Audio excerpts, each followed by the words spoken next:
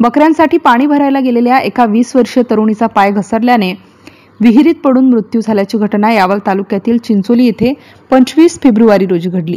प्रज्ञा सुरेश साळुंखे असे मृतक तरुणीचे नाव असून ती संध्याकाळी उशिरापर्यंत घरी परतली नसल्याने तिचा शोध घेतला असता विहिरीजवळ बादली व हंडा दिसून आला। यावेळी नातेवाईकांनी विहिरीत पाहिले असता तिचा मृतदेह विहिरीच्या पाण्यात आढळून आल्याने एकच खळबळ निर्माण झाली। यावल पोलीस निरीक्षक प्रदीप ठाकूर यांनी तातडीने पोलीस हवालदार संदीप सूर्यवंशी, किशोर परदेशी यांना तात्काळ घटनास्थळी रवाना केले। विहिरीत पाणी अधिक असल्यामुळे या तरुणीचा शोध घेण्यासाठी पाण्यात बुडणारे कॅमेरे मागवण्यात आले होते। दरम्यान 20 तासानंतर सदर तरुणीचा मृतदेह विहिरीतून बाहेर काढून शवविच्छेदन केल्यानंतर पार्थिवावर अंत्यसंस्कार करण्यात आले। मागील 1.5 वर्षात या विहिरीत 2 जणांचा बळी गेला आहे। त्यामुळे पोलीस प्रशासन व ग्रामपंचायतीने शेतमालक भागवत पाटील यांना विहिरीला जाळी बसवण्याच्या सूचना केल्या आहेत।